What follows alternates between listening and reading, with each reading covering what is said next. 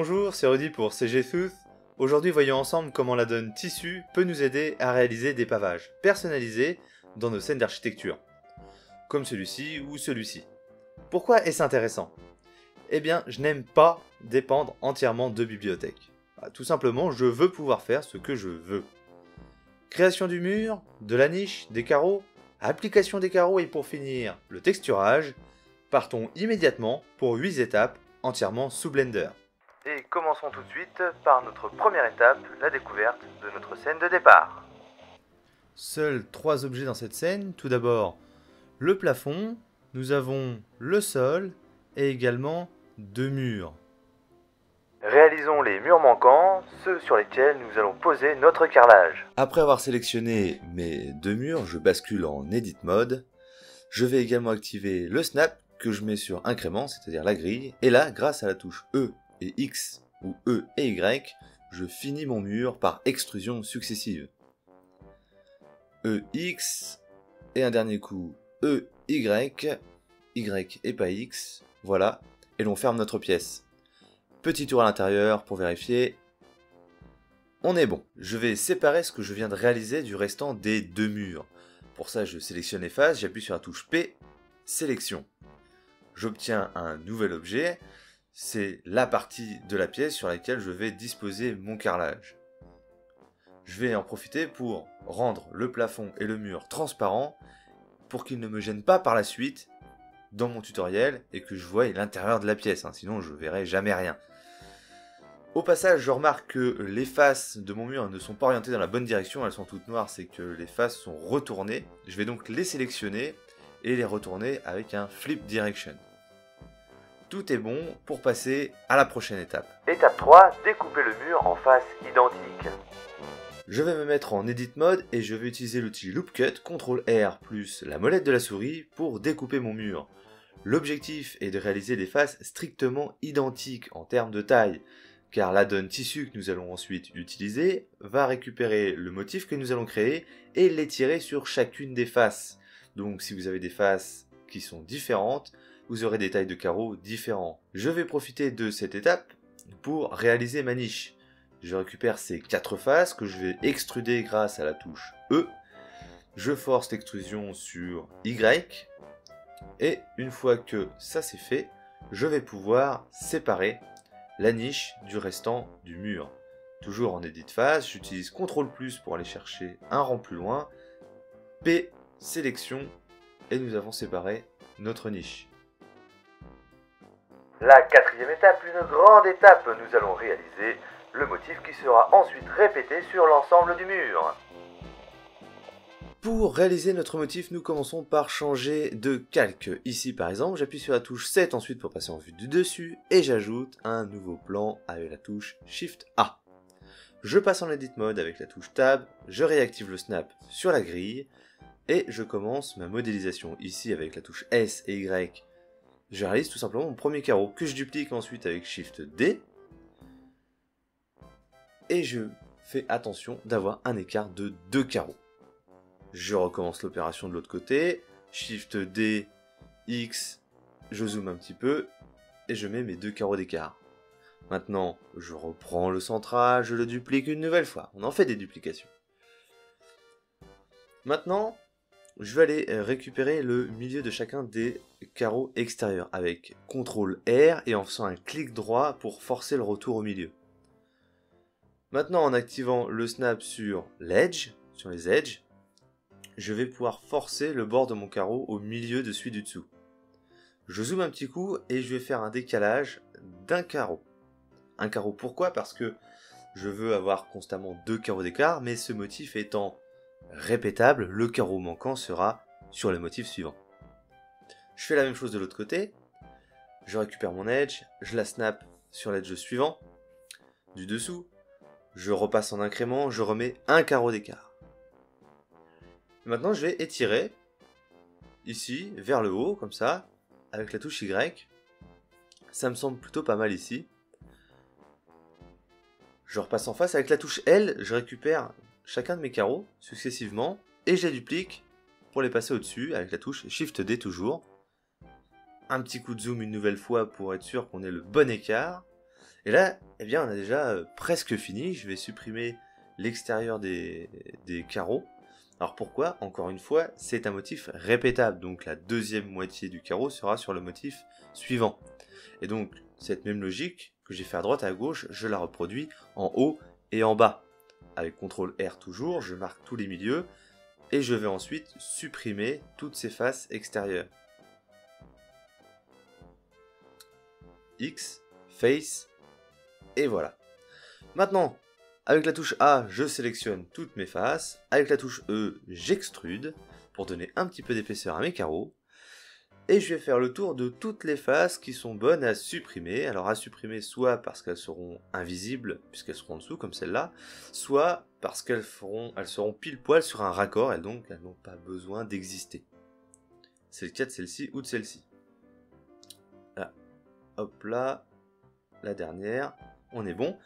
La touche X, Face, et voilà, notre motif est terminé, il est prêt. Alors on va vérifier qu'il n'y a aucun problème sur ce motif. On va utiliser, avant d'aller plus loin, un modifieur Array.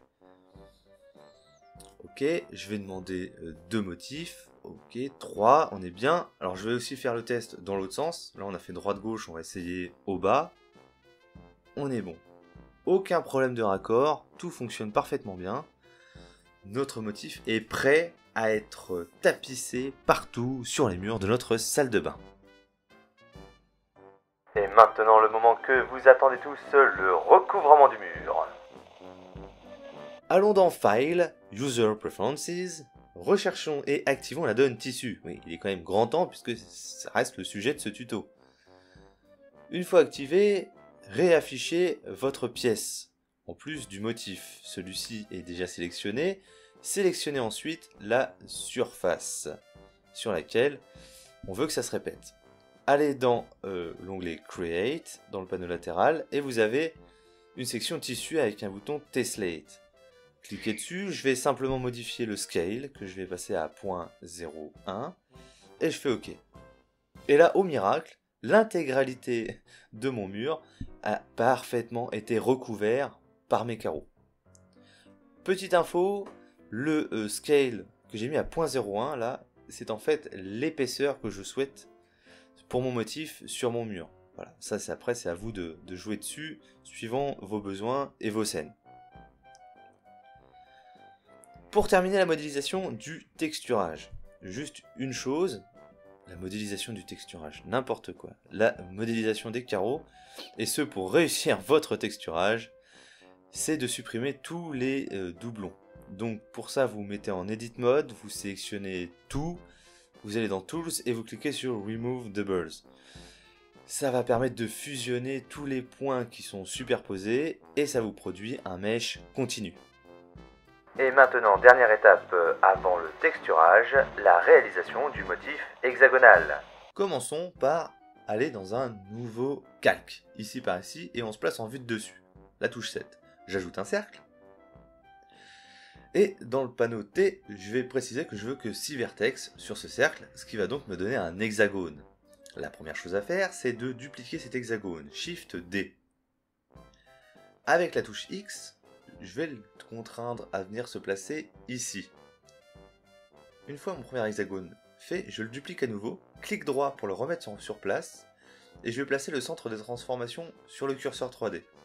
R, 60. Et vous voyez que l'hexagone se place parfaitement. Je recommence, Shift D, clic droit, R, 60, Shift D, clic droit, R, 60, et on répète l'opération encore 2 fois jusqu'à avoir fait le tour de l'hexagone central. Ce qui est fait. Maintenant, je fusionne toutes ces formes en une seule avec CTRL J. Je passe ensuite en Edit Mode avec la touche Tab et je remplis toutes ces faces avec la touche F. Reste à extruder avec la touche E. Je mets un petit peu de perspective pour voir ce qui se passe. Et voici nos carreaux hexagonaux. Dernière étape, rendre le motif répétable. K, Z, C. Cela va vous permettre de découper les formes. Je le fais à gauche et je le fais à droite. K, Z, C. Ok. Alors si on regarde un petit peu ce qui se passe en dessous, on voit que l'hexagone a bien été découpé de part en part. Je vais faire la même chose en haut. CTRL R, ça va me permettre de marquer le milieu de l'hexagone. CTRL R et clic droit pour forcer le retour au centre. À nouveau, K, Z, C. Et je taille les deux hexagones d'un coup.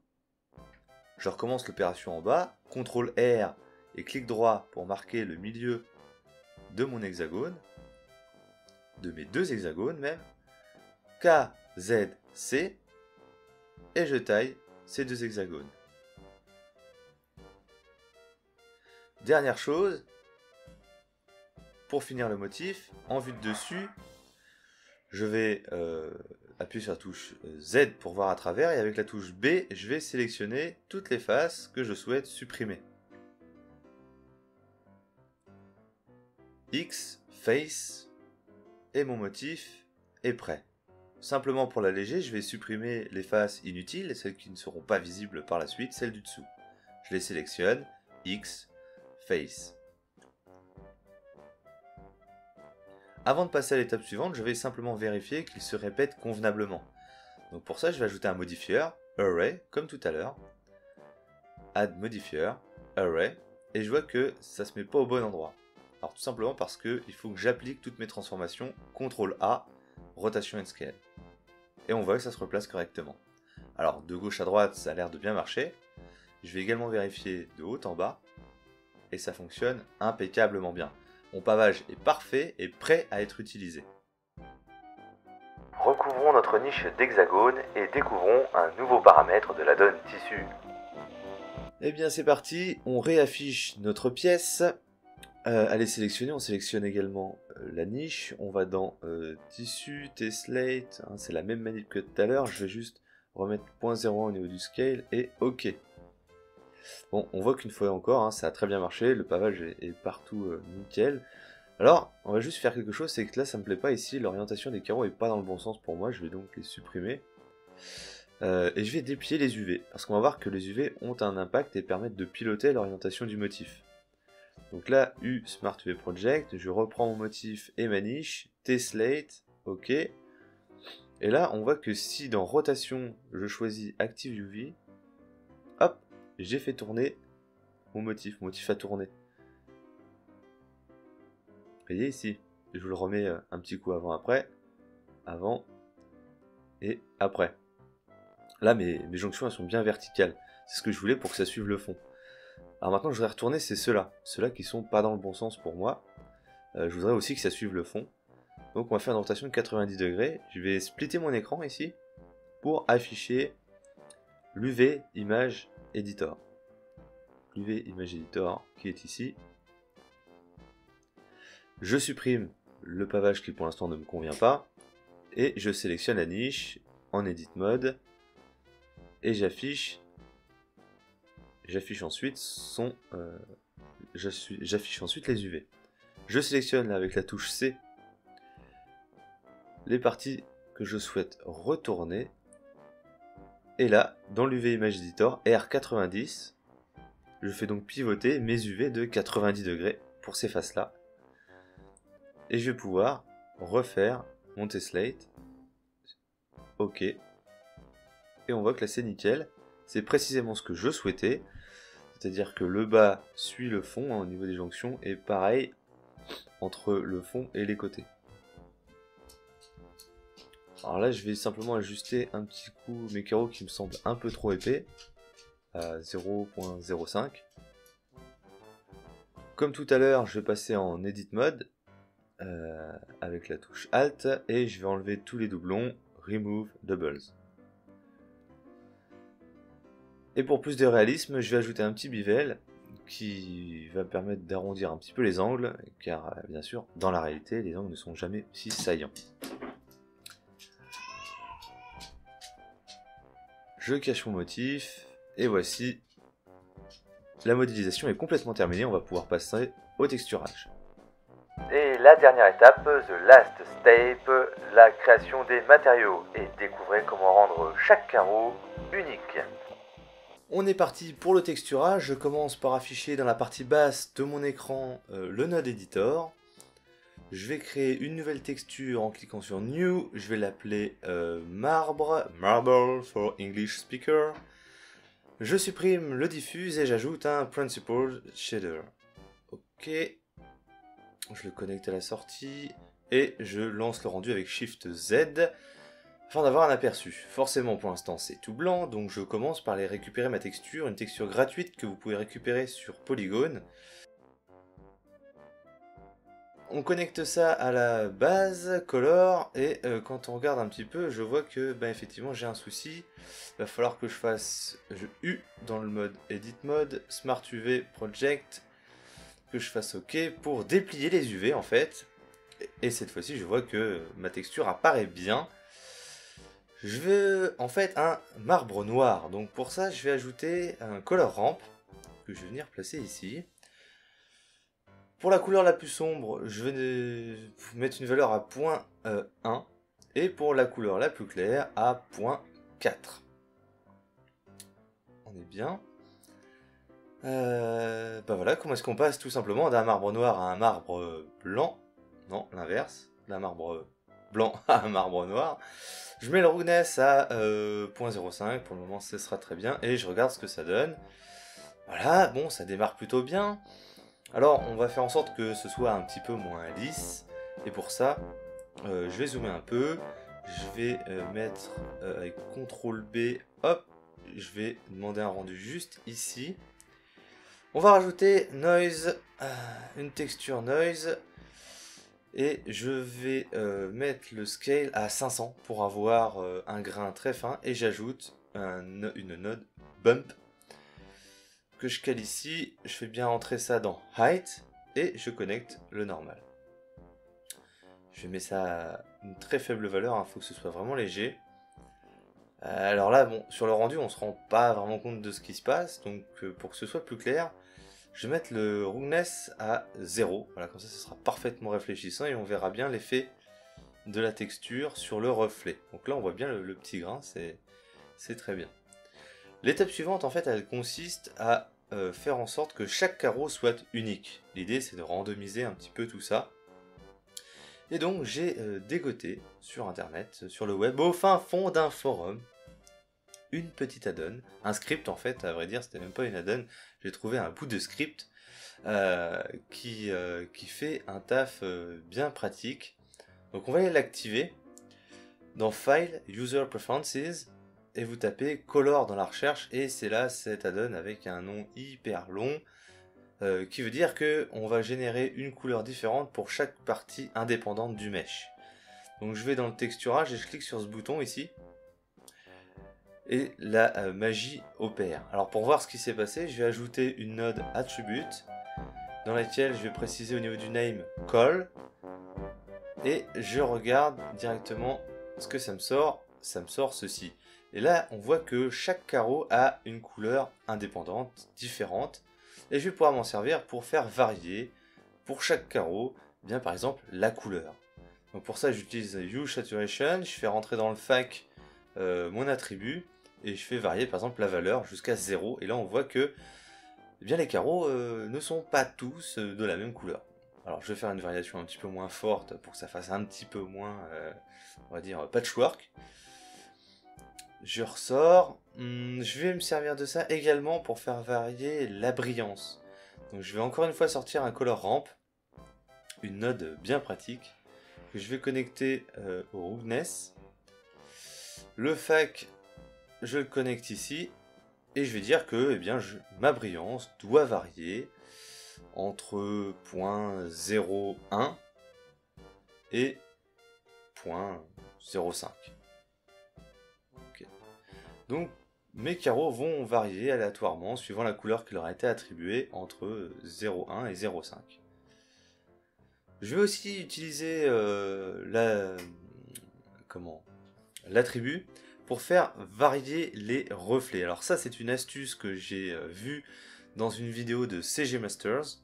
Donc je vous la reproduis ici. L'idée, c'est de mixer en fait votre normal avec une couleur aléatoire.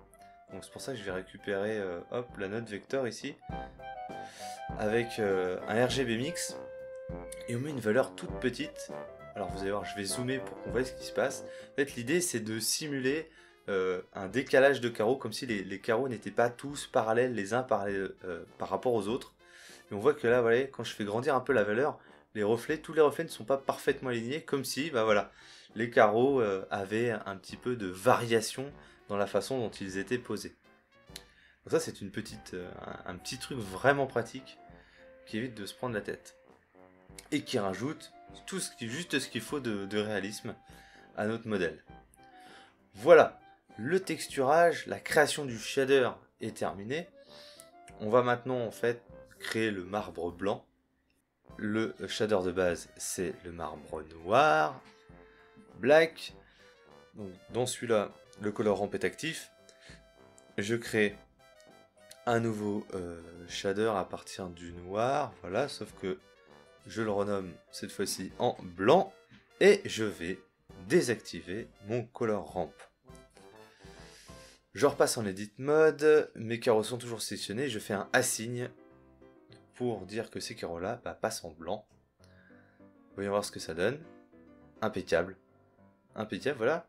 Voilà comment est-ce qu'on obtient très rapidement tout un texturage de pièces relativement sophistiqué, hein, et tout ça à partir d'une seule texture. Alors on va faire la même chose pour nos petits carreaux hexagonaux là-haut, on va leur coller le white, et puis on va déplier les UV, et on va randomiser aussi tout ça avec notre add-on là. Donc là l'avantage c'est que comme j'ai déjà fait le shader une fois, je n'ai plus rien à faire, hein, j'ai juste à le réappliquer sur le fond. On regarde ce que ça donne, bah voilà. Ça fonctionne nickel, hein, je pourrais rajouter autant d'endroits marbrés que je veux, ce serait déjà préfabriqué. Alors pour rendre cette petite niche un petit peu plus sympathique, on va ajouter un matériau lumineux, hein, je vais appeler ça Emission, et je vais remplacer le diffuse par une Emission Node que je connecte et je mets une force à 50. Et avec la touche L, je vais sélectionner les carreaux sur lesquels je veux appliquer ce shader. Donc ce sera ici, ce sera également là, là, là et là. Nickel. Et on n'oublie pas de faire assign pour coller ce shader à cet endroit-là. Et voyons voir ce que ça donne. Voilà. Ah, c'est quand même plus sympathique. En plus, ça met en valeur les carreaux du fond. Impeccable. Voilà pour le texturage. C'est terminé. Petit aperçu de la totale. Et avec le matos, tant qu'à faire.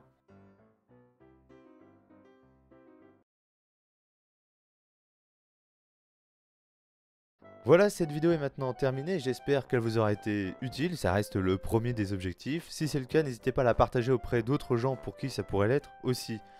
Si vous voulez soutenir la chaîne et les tutoriels, n'hésitez pas à liker et à commenter, voilà, ça flattera l'algorithme YouTube et ça permettra à ces vidéos d'être plus facilement trouvées. En parlant de trouver, vous retrouverez tous les liens en description pour la réalisation de ce tutoriel et aussi sur le site cgtooth.com. Quant à moi, je vous dis à la prochaine et n'oublions pas, comme disait Virgile, on se lasse de tout, sauf d'apprendre. Bye bye.